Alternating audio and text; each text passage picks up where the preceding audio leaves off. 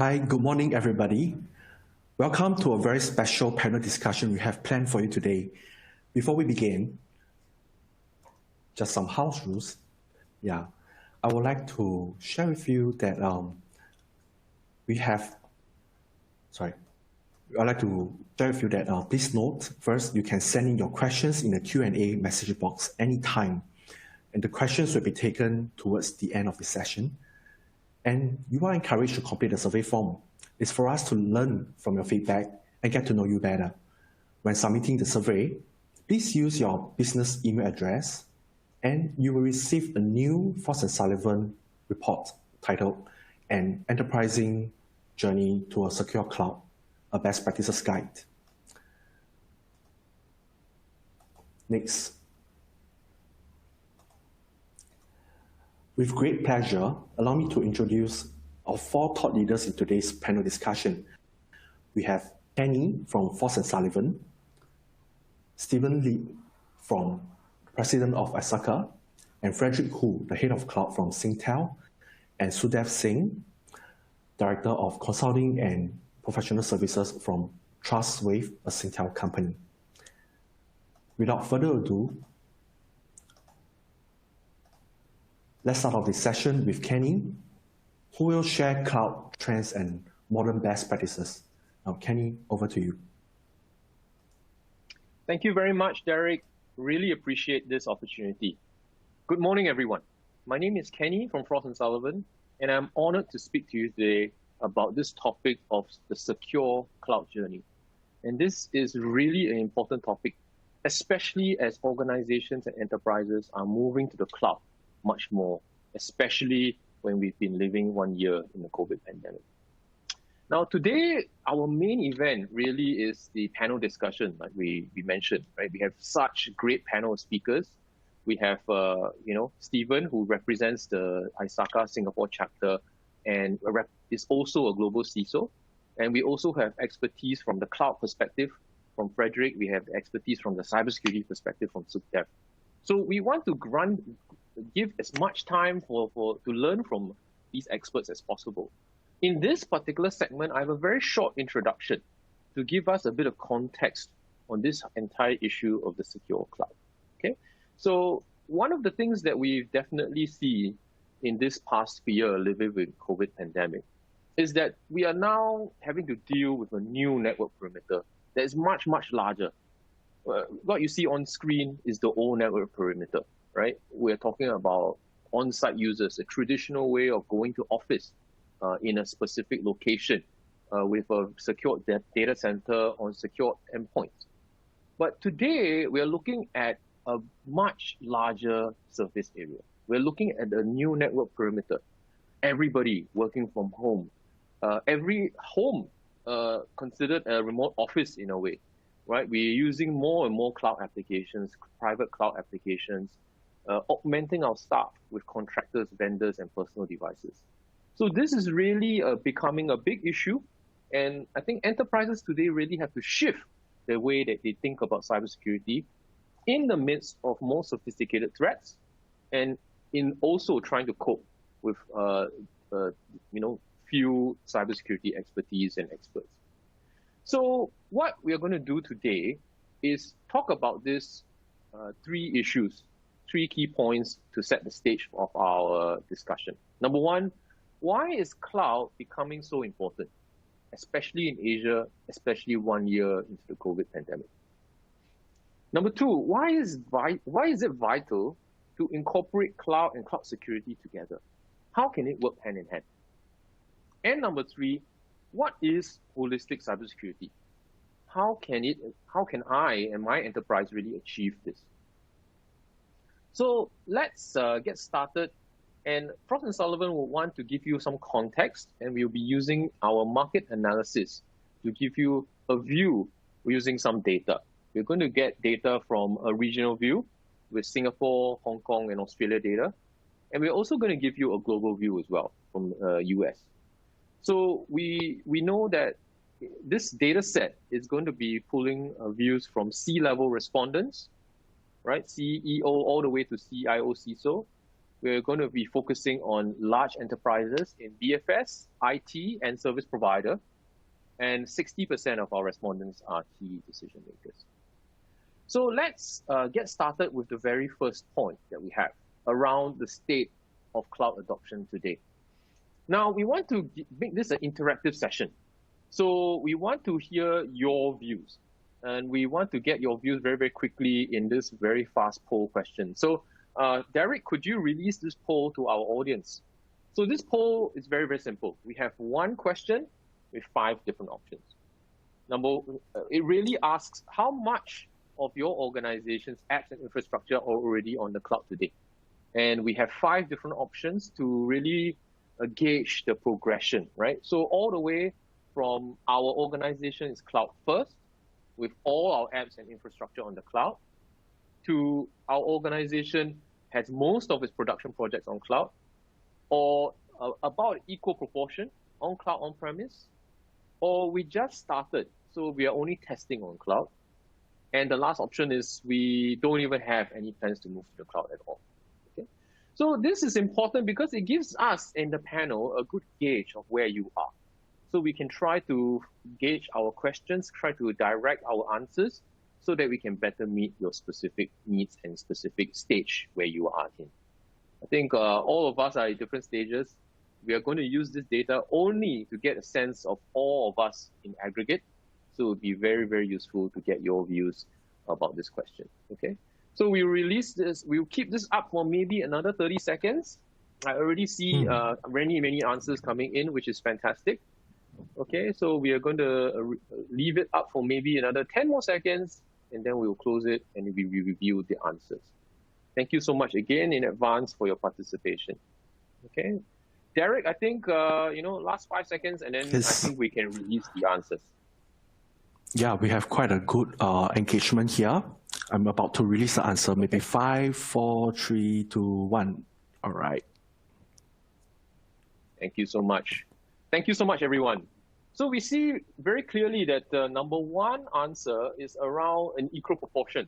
Most organizations are using cloud and on-prem and using both at the same time.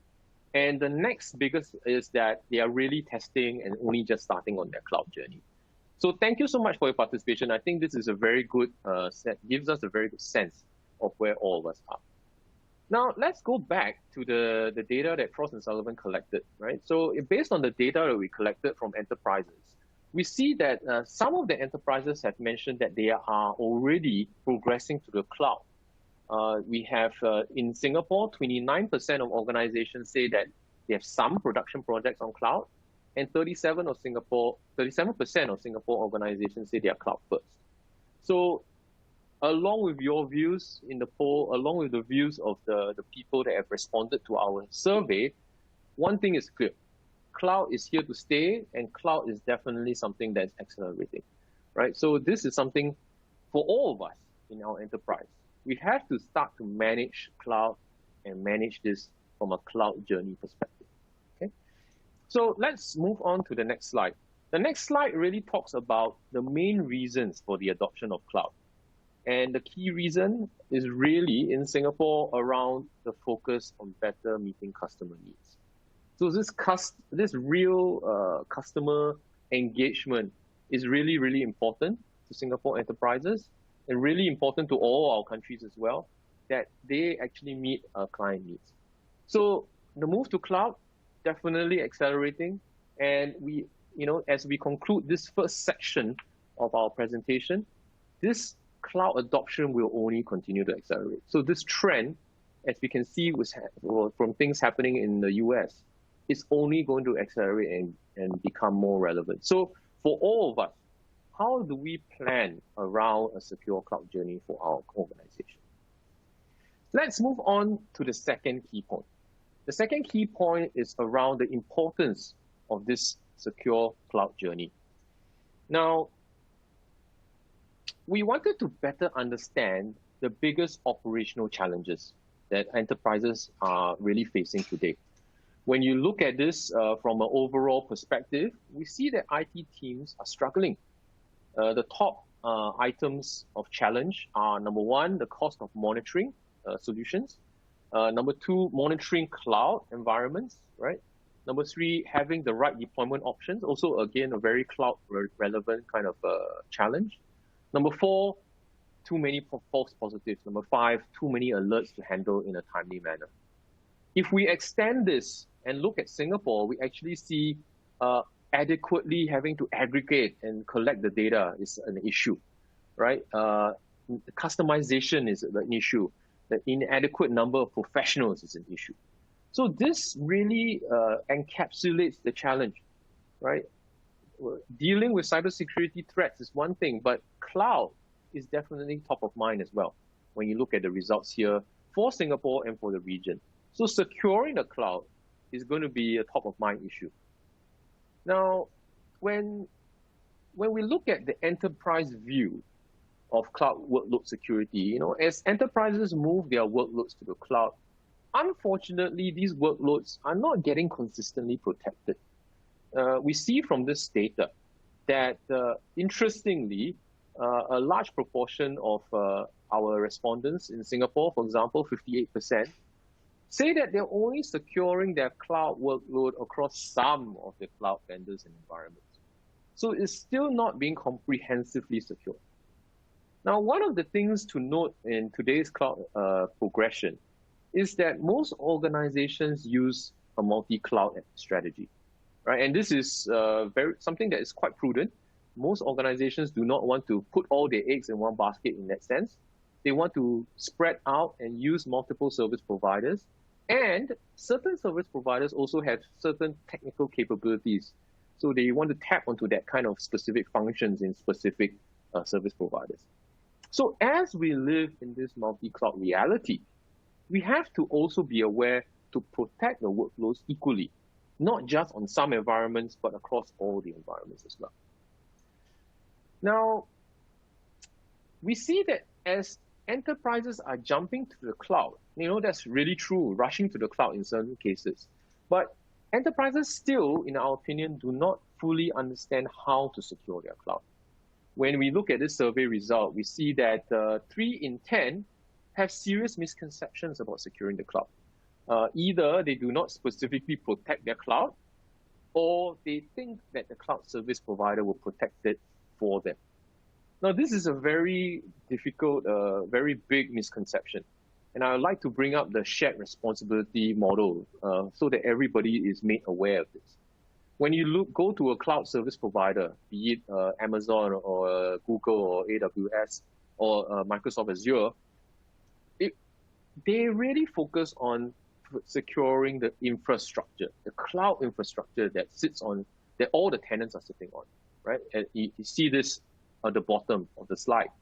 For customers, you are supposed to take care of the top 2 areas, right? Everything from the apps to the data, to the OS, to the middleware, to the identity, right? This is something that customers must think about. You as an end user, you have to protect it on your own. The cloud service provider is not going to do that for you. So this shared responsibility model is very, very important for all of us to understand. Security is not built in. So this is something that we have to plan for.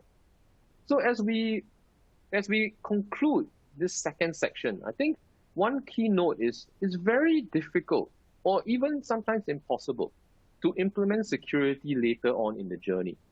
So as you move to the cloud, you really need to be deliberate about making sure you think about cloud, but also think about security for the cloud at the same time. So security by design is very, very important. And it's something that all of us have to be very aware about. So we've talked so far about how cloud and the cloud journey is really accelerating. We've talked also about the need to protect that cloud, to have secure by design as we plan that cloud journey. So in this third segment, I wanted to focus on the holistic cybersecurity, having security across the entire organization, not just from a technology perspective. Earlier, we saw, enterprises definitely having challenges with cloud, right? So we heard about too many false positives, complexity, right? So now we see that enterprises are very actively considering outsourcing to better manage. As you can see from the data here, more than half of enterprises already outsource some of their cybersecurity to a third party, right? In Singapore, we see that 54% of enterprises already do that, right? Tapping onto expertise as a service. And we see in the middle of the slide, another 38% in Singapore looking to do this in the next 12 months. So it really shows that enterprises are, trying to better cope with cybersecurity and choosing sometimes to use managed services to deal with this. Now, this is something that I've heard of even with interviews with end users on my own. We hear of enterprises, very large ones with many users, struggling to maintain a team for security. They bring in the people, they train them up, and within a short amount of time, these guys are actually taken away, or they're getting poached, or they leave their job, and you have to begin that cycle again. You have to get new people in, you have to retrain them. So one of the end users I talked to, they actually said that, after a while, they realized that it's way too difficult to maintain a team on their own, and they actually started actively looking at outsourcing to a managed security service provider. These are some of the very practical day-to-day issues that we hear end users having to deal with again and again. So outsourcing is definitely one way that you can tap onto that expertise as a service. Now, the top reasons for outsourcing, these are great to better understand. We look at, number one, the increased level of IT and cybersecurity complexity, right? As more and more security solutions, more and more systems going to the cloud, more and more digital transformation projects, experiments using 5G and IoT, all this is really making life difficult for the IT team. So this is giving them a lot of complexity to have to deal with. Number two, the increasing number of devices. And this is definitely the case, especially of all of us working from home, using personal devices, using unsecured networks. And number three, around technology adoption, right? Maybe our technology refresh roadmap has not been done in some time because of the COVID pandemic. Taking a look at Singapore, we actually see an additional one. If you look at Singapore, 43% say that they lack the budgets. 38% say that they have pressure from stakeholders like board members, right? So it really shows that these are top reasons enterprises are looking to outsource so that they can get a better grasp of cybersecurity. We want to sort of end off by really thinking about holistic approach to cybersecurity. We always hear of this term, people, process, and technology, and that is the case. But how are we tapping onto expertise to fulfill that, right? Technology is the easiest in a way because so many vendors and partners who can help us with that. But how many people can help us with the people aspect? Are my management team, are they cyber literate? Do they even understand the issues? Cyber risk, cloud risk. Do we have an ongoing program to make sure that our people are trained and made more aware of things like phishing, ransomware? Are processes in place? Do you have a cloud roadmap? Do you have a secure cloud roadmap? Do you have someone guiding you along that way, right? Along with the technology. So people, process, and technology really put into place means that you can get a holistic approach to cybersecurity. So I want to leave you with three key questions for your organization to think about.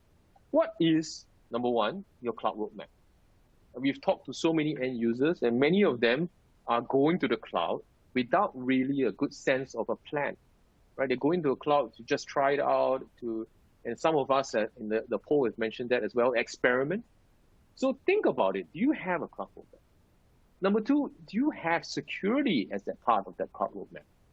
We've talked about how it's difficult, sometimes impossible to incorporate security into the cloud roadmap later. So how are you thinking about it from a secure by design?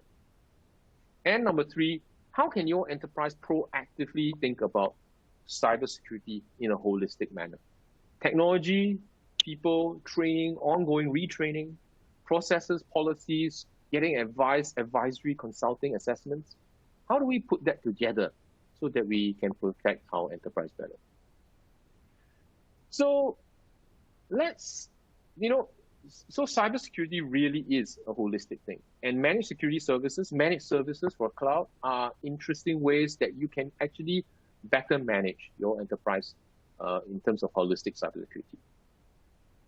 I'd like to summarize our introduction with these 3 key points. Number 1 is around, of course, cloud and cloud acceleration. That's definitely moving forward and moving quickly and continuing to accelerate over time. Number 2, we need to think about a secure cloud journey. Think about security by design as we think about that movement to the cloud. And number 3, how can we tap into expertise as a service to actually incorporate the guidance, expertise, so that we can have holistic cybersecurity? So these are the 3 key points for this introduction. I'll pass it back to Derek, and then you can move directly into our main event, which is the panel discussion. Over to you, Derek. Thank you, Kenny. I think there is a very, very comprehensive, very concise, state of sharing of the state of the cloud we are in and where enterprises are going towards as well. So right now, we can go straight into our panel discussions with Stephen, Frederick, and Sudev. Kenny? Fantastic. Thank you so much Kenny, again. we can't hear you. So guys, welcome. Yes. Guys, welcome, and thank you so much again for joining us. Frederick from Singtel Cloud, Stephen Sim from ISACA, and Sudev from Trustwave. Thank you so much. We've talked about a lot of different things, and I want to start off with you, Frederick, first. One of the things that we've heard is really that, Singapore enterprises are accelerating to the cloud more and more. I wanted to get from your point of view, as you talk to clients, what are the big challenges that these clients are telling you about as they move to the cloud? Yeah, thank you, Kenny. I think obviously the cloud thing has been around for a while, and we are all at different stages of the cloud journey as well. What we start to hear from our customers, I guess maybe if I just pick the top 3, just so that it's easier for us to manage that. I think the very first thing we hear a lot of is people are actually saying to us, I don't even know how to plan for my cloud journey. Like, it's a blank canvas for me. How do I even start doing that? Do I have to get people first? What do I even have in my environment today? And the worst thing is that cloud terminologies are actually changing all the time. Right? This multi-cloud thing, what is it really? But how could I even use more than one cloud? And all these fancy things about Kubernetes, containers, virtual machines, and things like that. They're all sort of very basic stuff, and that really makes it a lot harder, especially for the parties who are actually early in the cloud journey, haven't started yet. Now, the other thing, as I just now alluded to, but I think is a big challenge, is that a lot of our customers are also telling us, I don't even really know what I have. And sometimes it's a word that's very quietly slipped to us, saying, I don't know in my environment, my hardware asset, my software asset, when is it due for refresh? What do I even have? Why is this equipment even there? What is it doing? How the apps are interacting with each other? And I think I've got shadow IT problems.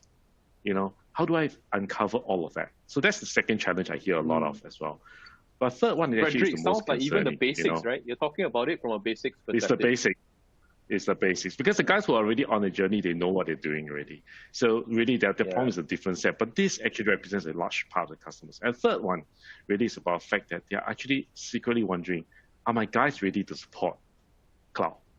Today they are very used to on-prem solution. They still have they've been comfortable with what's going on the on-prem situation. Now, once they move into the cloud, they're starting to wonder, do I lose control? What are things that my guys can do? What are things that my guys cannot do? How should their mode of operation be like? And things like that. So I hear these 3 sort of pointers being brought up mostly in terms of biggest challenges. Fantastic. Thank you so much, Frederick. And it's interesting that even large enterprises, you brought up about the basics. Is that something that you encountered from a large enterprise, or was that a smaller company? I'm just curious. Actually, they manifest in different ways and different magnitude as well. In fact, the larger the organization, unless you really have a very, very tight unit and you have always had a very clear view of where you want to get to, most of the time, it is coming out in a situation where you actually don't really know what you don't know in this case. And it's always a big surprise when we actually roll out our discovery services and then they find, oh, I didn't know that at all. Yeah. So it's actually across the board. It's a different scale. Got it. Thanks for that. That's very enlightening. Stephen, I would like to come to you next. You obviously are a global CISO, and you're also the president of the ISACA Singapore chapter. So we really want to hear from you from an end user point of view, as a practitioner yourself, right? So based on that, what are the top issues that you and your members and your fellow CISOs are facing, especially in this past COVID year? Yep. Thanks, Kenny.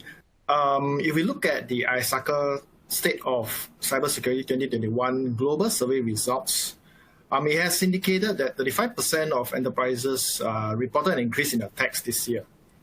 And top cyber attacks are social engineering, followed by advanced persistent threats, and followed by ransomware and unpatched systems. The biggest cybersecurity concerns are with impact on the organization's reputation at 78%, data breaches resulting in physical or financial harm at 69%, and in third place, supply chain disruptions. So ISACA Singapore, we are 3,200 members strong. We also run a local membership survey of C-suites and senior IT and cybersecurity management that was completed together with the help of yourself, Frost and Sullivan, and it is our third year running this survey. Our survey also highlighted the key security concerns in Singapore, including data exfiltration, ransomware, and unpatched systems as the top three concerns. This really mirrors what most enterprises are concerned with. And understanding the modus operandi of ransomware, we know they can enter through compromised endpoints and then move laterally. And many of the ransomware out there are performing triple extortions these days, which means that the ransomware gangs are not only asking the organization or enterprise to pay a ransom to get their encrypted data back, they are also asking the organization to pay a ransom in order for the hackers not to leak the organization's stolen data out. And in addition, they are also threatening DDoS attacks, distributed denial service attacks, to disrupt important websites if the ransom is not paid. So ransomware, as well as other APTs or advanced persistent threats, have also been seen pivoting into enterprises through software supply chain attacks in the likes of NotPetya in 2017, SolarWinds in 2020, as well as more recently the Kaseya breaches. We are also concerned that hackers are targeting unpatched, vulnerable, or misconfigured VPN servers, unsecure endpoints, and often through social engineering attacks, especially during the COVID pandemic, where most of us are working from home, like what you have rightfully pointed out. Time to remediation for vulnerabilities, especially zero-day ones, have pivoted into importance. Organizations that have digitally transformed before the pandemic are in good state, but those organizations who rush into cloud adoption without a proper risk assessment during the pandemic open up gaps such as misconfiguration and poor vulnerability remediation processes. So therefore, my take is that the ability to deploy zero trust principles is a key focus area. As with zero trust, it is not just about identifying identities and applications, practicing the least privilege principle, but also adopting the assumed breach mindset, as it becomes increasingly not a matter of if, but when organizations get breached, as we see them do, the ability to monitor, detect, respond, and recover from attacks on a timely basis through adequate threat intelligence, threat monitoring, and hunting, tabletop exercises, and business continuity plans have become essential. Thank you. Got it. Thank you so much, Stephen. And I like, not say, maybe like's the wrong word, but it's interesting that both you and Frederick are talking about the same thing in the sense of some of these are very basic things. You talk about even the discovery, you've talked about even the patch management, right? This is really not even a technology issue sometimes, it's really the basics, the cyber hygiene, right? Isn't that correct, Stephen? Yep. Rightfully so. I mean, the vulnerability remediation is an important aspect. And if we have the right processes in place, it will help manage the risk to the risk appetite of the organization. Remediation of vulnerabilities actually doesn't necessarily mean that you have to patch. Patch is a means to an end. That's the reason why I bring in zero trust principles, because by limiting privileges, you can disable the service or you tighten up the service, limit the blast radius, limit the exposure. That can help a lot. I mean, in the case of the NotPetya malware, it spread through Windows Server Message Block, through TCP 445. And if you have micro-segmentation, you have zero trust principles, you don't allow endpoints to be communicating with other endpoints, right? Since you have department file shares and so forth, then that actually limits and contains the blast radius of any ransomware attack. Got it. Thank you so much. Okay, fantastic. So let's move on. I'd like to get Sukhdev's view, right? So Sukhdev, on your end, you really talk to customers as well. So from your perspective, especially when you talk about it from an advisory and consulting angle, what are the biggest issues that they are asking you? So to add on to what Frederick and Stephen have shared, when I meet with customers, so one of the key things that comes to mind from the discussions with them is the lack of expertise, right? The industry, I believe, is still building expertise when it comes to the cloud. So it's not really fair to expect organizations to easily find this expertise as vendors, and even public service organizations compete for the same resources. And you mentioned this in the sharing that you had earlier in the survey, right? So lack of expertise is one big challenge for them. It's difficult for them to find the resources. It's difficult for them to then keep the resources, right? And like I said, to find the resources, how many people are there who are trained? Okay, that's easy to solve. How many of them have enough experience? Experience comes with time, right? And we've been talking about cloud since I've been in cybersecurity for about 20 years now. But you know, as the examples Frederick and Stephen shared, you're talking about basic fundamentals that are missing. So expertise is one. Second, another item that they typically bring up, depending on the size of the organization and how well spread they are regulations. So for those of them who operate across different regions, they struggle to find the balance between the different regulations, between just complying and being secure. And we have seen enough organizations who have been compliant but were not secure enough. So that's another struggle. And the third one that comes to mind is that they ask about, and we discuss, is that once they are on the cloud, how can they continually stay safe as they go about their daily business? And for some of them, as they go through mergers, acquisitions, how do they continually assess, monitor, and manage and ensure that their security posture is always the best that it can be? And to do all this with limited resources, whether it's time and budget. Those are the main challenges that tend to come up. Okay, got it. And it's very, very relevant. I like what you mentioned about how to continually stay safe. Because you may do an annual audit, but doesn't mean that you're going to follow up for the rest of the 11 months, right? So great point. Thanks, Sukhdev. And I'd like to come back to Steve. Yeah. Sorry, and just to add on, yes, you're absolutely right on that point, because the bad guys, I mean, we call them the bad guys, the hackers, right? They are not concerned about what we do. They're concerned about what we didn't do to get it. Thanks. Great. Thank you. I'd like to move on to Stephen. Stephen, cloud. I wanted to talk about cloud now. Moving to the cloud seems to be more common, and even in our survey, we see that the audience is moving to the cloud, right? They're experimenting. They're already using cloud in some ways. But some organizations are still very cagey, still very cautious. Based on your experience, what are the issues that they are still worried about? Yeah. I mean, security is really all about risk management. And it depends on the business risk appetite and business case. So they've shared about regulatory risks, and that is very relevant. And that is definitely an important inhibitor. Some privacy regulations have been interpreted as needing to know exactly which rack in the cloud data center where a specific piece of data resides. So Cloud First, as part of digital transformation, has placed many organizations as well during the COVID period, pandemic period, in good state, as they avoid overwhelming their VPN systems and internet pipes when they adopt cloud productivity platforms to facilitate working from home and in a secure manner through Zero Trust. However, I must say that what Zero Trust at the digital level does not cover is the ability to physically secure systems. Right. So for human to machine communications, I don't think we will see any time an engineer modifying chlorine levels of a water treatment plant from his notebook when he's seated in a cyber cafe or at home. Yeah.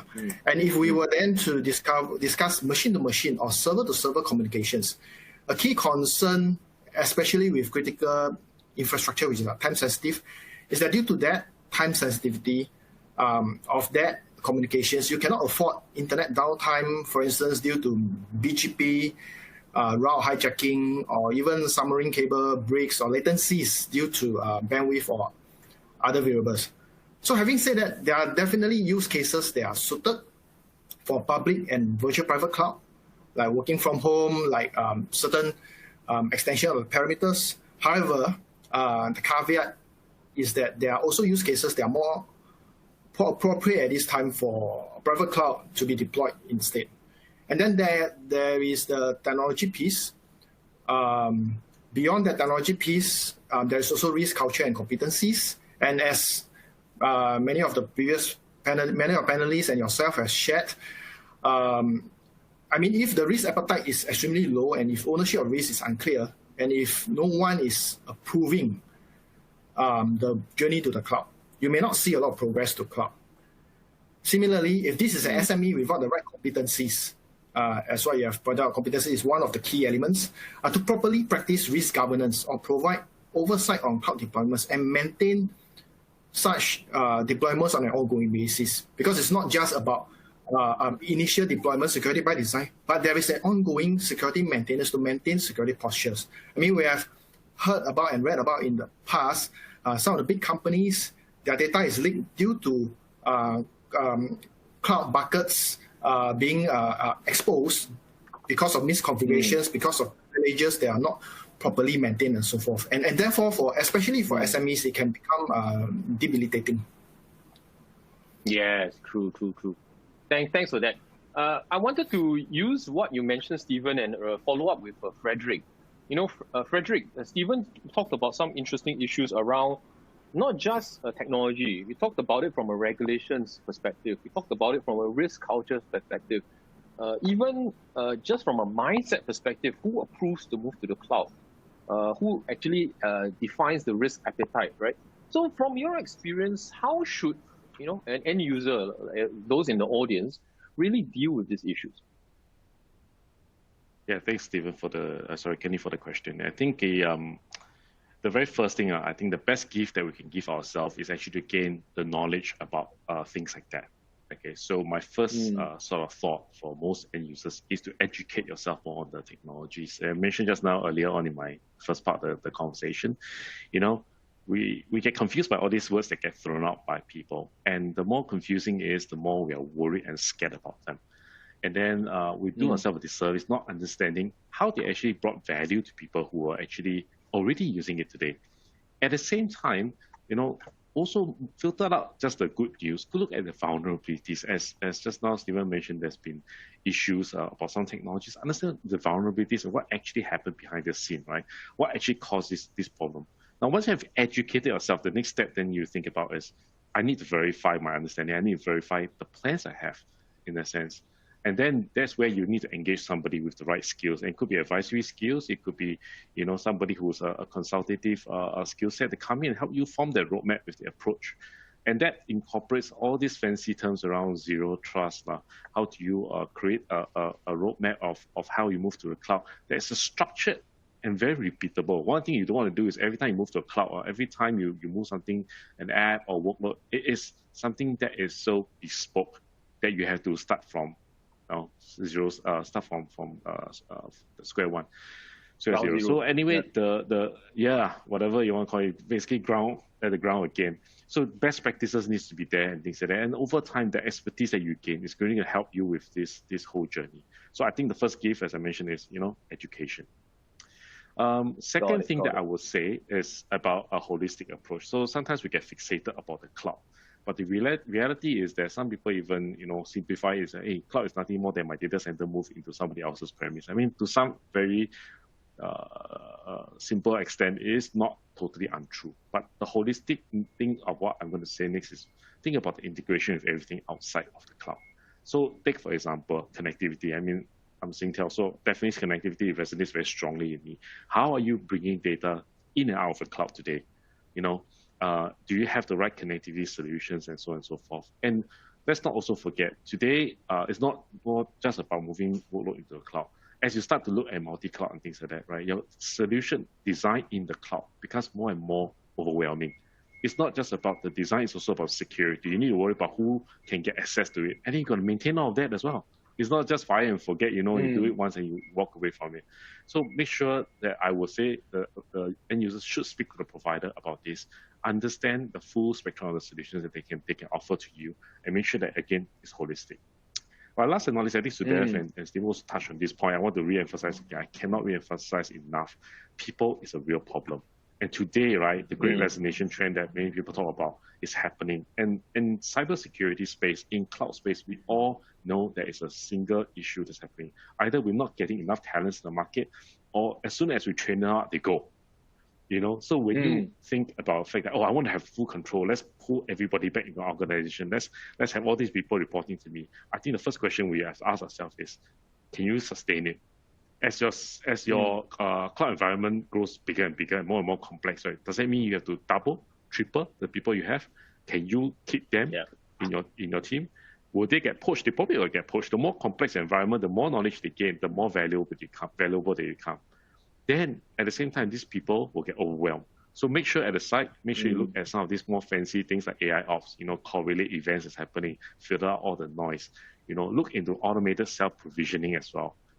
Some of these technologies does help you to reduce the linear increase in the people costs that you may face down the road as well. So 3 points here: education, holistic approach, and the people.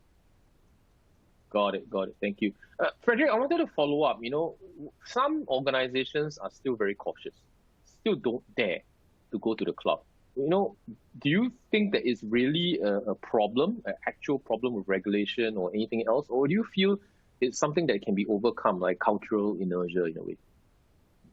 Yeah, I think a good question here. I think there's some truth in that, for sure. There's some regulations that are definitely preventing us from moving everything to the world. But more importantly, we're hearing a lot of it is really about perception or their misinterpretation of what the regulatory requires them to do, in a sense. I think two aspects. Number one is get the right party to help you clarify your understanding about whether it can move to the cloud or cannot due to regulation. But the other side of it, being cagey about things, feel free to ask your provider to give you a sandbox. Go and try out things, go and test it out. I mean, some of these are so low cost. I mean, it doesn't take a lot of money to even try things out to get that peace of mind. So I really encourage people to, try that out yourself as well. That's a great point. I think trying it out, experimenting, right, instead of waiting on the sideline. That's a very, very good piece of advice. Thank you so much. So, Dev, I want to come to you. Cybersecurity is definitely crucial. I think all of us definitely agree with that, on that. And as we move to the cloud, it becomes very important as well, right? So hearing about the practical things that Stephen mentioned, he mentioned about culture, about technology, about regulation. What should we do to plan our cloud journey? Hey, thanks for the question, Kenny. So I would say, again, in the interest of time, to sum it up, I would say maybe we could focus on understanding, deciding, and then executing, right? So when we say understanding the issues first, and link to what Frederick was saying, knowledge, right? So understanding issues, for example, how are you going to handle identity? How are you going to handle software-defined environments, workload protection, right? Kubernetes, containerization. First, you need to understand what these terms mean, or talk to people who have this knowledge and the understanding, right? Now, everyone thought cloud was going to fix identity and access management, but really, it just introduced a different model of problem sets that we have to worry about. And whether the data is in the cloud, native, or hybrid, it relies on common fundamental components. These fundamental components have the same strengths and weaknesses of technology we relied on for 20 over years, like Active Directory permissions, passwords, known, unknown, exploitable vulnerabilities, right? So we talk about software-defined environments. It enables limitless options and capability, but it also introduces security configuration oversights and misgivings. So think about how you can integrate things like cloud workload protection. Think about how to also react when a breach occurs, right? Start the assessment, don't wait. Then you can quickly make an informed decision and enjoy the benefits in the same manner. Now, because we are doing these discussions in a short period of time, I don't want the audience to take the wrong view, because typically people say security is the say no guy, right? No, don't go to cloud. That's not what I'm saying. I'm saying think about it, either understand it yourself or get access to that knowledge one way or another. You mentioned 50 in your sharing earlier, 54% of folks are already outsourcing cybersecurity. Make sure you're outsourcing it to the right people, right? Do they have the certifications? Do they have the experience? And then go about it, and you can get on that journey and exploit the capabilities that cloud bring, but in a safe manner. Got it. Thank you so much, Sukhdev. Frederick, I wanted to come back to you and expand on something you talked about earlier. You talked about something being structured, about being repeatable. So I wanted to get your help to expand on that for the audience. So as the audience members and end users consider this move to cloud, what do you recommend as a structured way of thinking, the structured journey for them? Thanks, Kenny. I think it's really starting from one of the slides you presented out just now about being customer focused and things like that. So really start from the outside in view. Don't be inside out. Don't think about your problems and how you cannot fulfill some of this, or you think that operationally you're going to run your costs and things like that. Be outside in. Consider your end user's journey. Look at the personas you're dealing with, and then good feel already. Think about how your company's mission statement is to be at. And then converge the two of them into what your roadmap is going to be. So that is first and foremost important. That's even before you talk about any technology, people issues, operation issues, and just get that first part right first. Once you've done that already, then move on to this part. Take a very good look at your own setup today and where you are in the journey of cloud as well. I think one of the things that we started developing within Singtel is also about this whole methodology, which we sort of acronym as LIFE, just to help everybody understand. Because LIFE is basically an acronym for legacy, initiated, foundational, and end state. So we use it as easy way for people to look at that and go like, okay, which stage am I in? If I'm foundational, what are things I will be considering on? What are things that I am likelihood are the products I need to buy or to help me to fulfill that plan that I have as well. So that's the second step here. And then as part of that, right, I also remind everybody, and I think it's been repeated by many of the panelists, the security is not an add-on. We've had customers who told us to disregard security. Do get me the right cloud solution. But the right cloud solution is actually with security in there. It has to be foundational. And I know there's always pain because nobody wants to deal with the security guys who come and put their nose around, go like, are you doing this right? Are you doing that right? You didn't do this, you got to, nobody wants to do that. But unfortunately, no matter how painful it is, it's a one stitch saves nine kind of setup situation in that case. So please, when you're doing that, take a hard look at it and consider that outright. Last but not least, right, always think about the people that you're engaging to outsource to. As Sudev mentioned, get the right party. And what does that mean? That means that you want to really move away from a vendor relationship. Means what? Means moving into partner relationship. You're talking about an equal, equitable relationship where you're actually sharing. It's not about, you do this, you do that, and then it's a one-way street. So really speak to your partners in a way that you are really co-creating the solution for your problems in that sense. So these are 3 points again I just like to recommend as a structured journey. Fantastic. Thank you so much, Frederick. I want to repeat that so that everybody can remember that LIFE, right? LIFE, legacy, initiated, foundational, end state, right? So I like that. It's a good way of thinking about the process. And also, you even mentioned, even before this LIFE's thinking, you have to even think further ahead, right? You have to think about it from the outside in, the end users, the mission statement, and then even form the plan before even thinking about the cloud journey.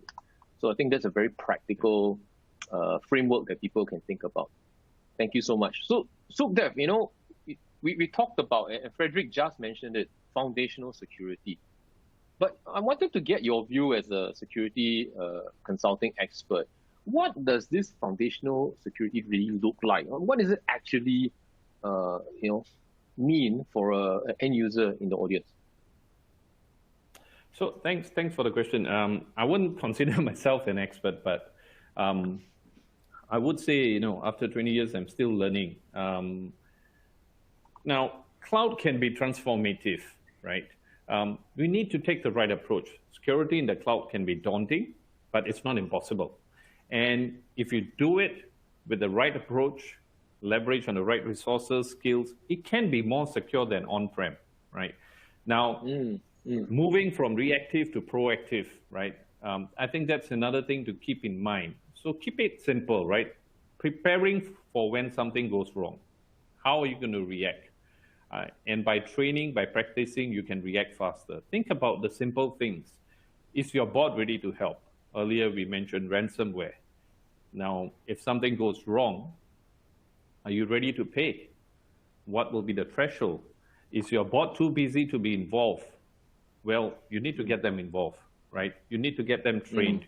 You need to have them come together and be in the journey with you. Now, these are basic items that I would say should be considered as we think of traditional foundational security, right? Getting in buy-in of the business is very important, and getting them involved is also important. They would then understand why security needs to be there. Then you can cover the foundational security very easily. And one other way of reducing the complexity, right? So earlier I gave the example of regulations that can become daunting. Well, some of our customers have taken the route of developing a common framework for the organization, a single pane of glass to have consolidated visibility of assets, consolidated visibility of regulations, so they can start the journey and continue with the journey without really being daunted by things that could go wrong and so on. Goes back to what Stephen was sharing earlier, right? Risk management framework, right? Have a framework, think about it, and then go ahead and move on. You can't keep waiting until you have the perfect plan. Because you would never have enough resources. But as long as you have taken the risk management strategy, start the journey. Got it. And I like what you mentioned, Sukhdev. It's not about waiting and waiting. There'll never be a perfect time, right? You just have to start actioning it right now, where you are. Got it. And another thing that I took from what you mentioned, by the way, I'm taking notes as we go along. The board has to be ready to help, right? That's an interesting one, where sometimes there's a disconnect where the senior management and board really are sort of disconnected from operational.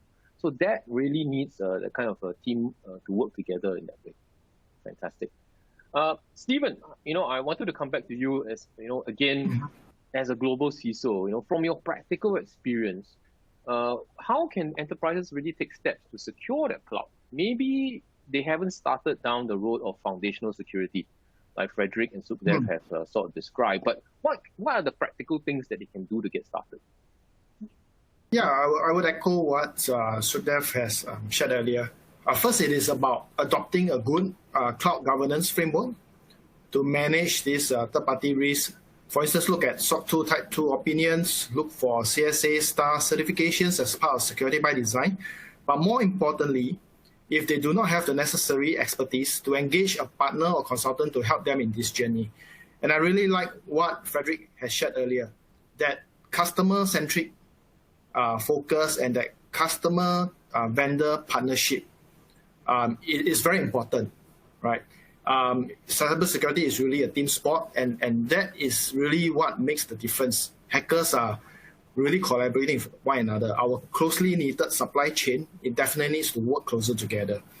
And ultimately, really it goes back to setting and practicing the correct governance processes. The organization, that's what you have shared, is accountable for the security of what's deployed on the cloud. So this board discussion, having the risk owner approve, being well informed of the risks and how the risks are taken care of, that's important. As a business, you need to take some risks, right? Otherwise, might as well close shop and don't connect anywhere at all, right? So therefore, the usual work of identifying and classifying assets, performing threat modeling and business impact and assessment, the risk assessment, gap analysis are all necessary steps in the whole 9 yards. After identifying the gaps, reference a good framework such as the well-architected framework or WAF, and controls listings such as the Cloud Security Alliance, Cloud Control Matrix, known as CSACCM, determine what is required to close those gaps, prioritize those actions, and work towards achieving maturity objectives in an ongoing journey, which can take multi-years as an organization elevates from one lower maturity level to a higher one. And I expect as part of this assessment, the assessment covers a NIST CSF equivalent across all 5 pillars. And as I shared earlier, as threats become increasingly sophisticated, breaches become inevitable. There are no silver bullets in cybersecurity. Therefore, increased focus on assume breach mindset, like what Sudev has shared, we need to be more proactive than reactive. Zero trust needs to be put in place, and that is the detect, respond, and recover piece. Your IR playbook has to be included. Integrating the cloud service provider in these exercises, it needs to be tested in tabletop exercises. There's also where active cyber defense in terms of adequate cyber threat intelligence, threat monitoring and detection, SIM monitoring, having decoys and honey tokens, and SOAR, security orchestration automated response comes into the picture. My rule of thumb is that when you plan to migrate to the cloud, generally it should not be worse off than an on-premise security posture. But look at the benefits, the elasticity, the easy provisioning, the need of not having to consider having competent staff on-premise and so forth. And then look at organizational specific nuances like time to report for zero-day vulnerabilities and breaches, as well as time to remediation. Finally, security posture needs to be maintained as part of security by deployment, and periodic citing of, for instance, SOC 2 Type 2 opinions, audit, and VAPT reports are to be expected. Thank you. Got it. Well, we can tell you're very proactive, CISO. Thank you so much, Stephen. So maybe, Stephen, just to keep with you for this last portion, we are rounding out the hour, so we want to make it brief. What is the one key next step that you recommend in 30 seconds that you could tell the audience? What's the one key thing they should do next? Optimize risk. Adopt a risk optimization and not risk reduction mindset. What this means is that as a business, the business has to take some risk. Like the very reason we drive cars to work, because there's a need to. However, we don't drive leopard tanks to work, right? Which is an overkill and therefore a risk reduction mindset. In a risk optimization mindset, we compensate the risk of driving through controls like steel frames, good steering, airbags, ABS, and so forth. Similarly, approach in the cloud in a similar manner, identify the right business case for cloud, look at the benefits, classify your information assets, and optimize risk by putting in compensating controls, such as zero trust, SASE, active cyber defense, and a secure cloud architecture. Okay, great. Thank you. That's very, very practical next steps. Frederick, same question for you. I mean, for the audience, what do you feel is the next one big thing they should do? I think they should actually try to engage somebody to help them with the discovery exercise, get a good understanding of the assets, affinity groups, and all your inherent risk and compliance exposure that you have right now. Then share the results with somebody that you trust. Better still if it's with Singtel, but at least we can help you to transform that into the secure and modernized setup. And last but not least, always remember, all the secure infrastructure we can put in, the human firewall is just as important as well. So don't forget about your people training in that sense. Thanks. Correct. Got it. Thank you so much. So Sukhdev, same question in 30 seconds. What do you think is the next one big thing that the audience should do? I think to sum up, because Frederick and Stephen have shared most of the good points already, I would take a different approach at it. One of the things about the cloud is the ease with which we can spin up solutions, right? But as easily security can be ignored, right? To manage this, we have many different ways: in-depth protection, fail-safes, continually monitoring, robust visibility policies, and so on. Many companies have benefited from the cloud, but each organization's journey may be different. I will say in summary, to answer your question, trust but verify.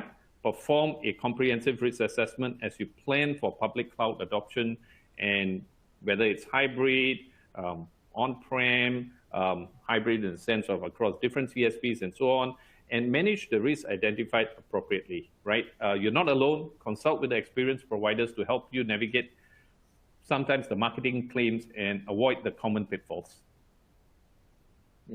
Got it. Thank you so much. Thank you so much, gentlemen, right? Optimize risk, do a discovery exercise, and verify where you are. Got it. Thank you so much. Now, I would like to close the panel. Thank you so much for that. And I would like to pass it back to Derek to give us our closing remarks.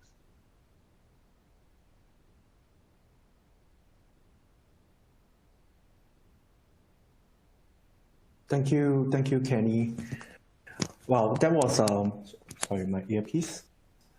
Yeah, thank you, Kenny, Stephen, Frederick, Sudev, once again. I think it is very insightful listening and to learn all about the challenges enterprises are facing in their cloud journey. It's interesting that from Frederick and Sudev draw experience from many clients in the cloud and cybersecurity realm, and Stephen sharing as a CISO. And of course, Kenny, great job, for drawing all the insights from all the speakers. Apologies that we are running out of time. It is heartening to receive all the questions, and while most of them have been addressed, we will take the rest of the questions offline. Other than the Q&A, before we end this session, I would like to stress that we also would love to hear from you. Please help us learn from your feedback by completing the survey form. Okay, you can access the survey form by clicking on Take Survey icon in your dashboard, or just scan the QR code on the screen, right?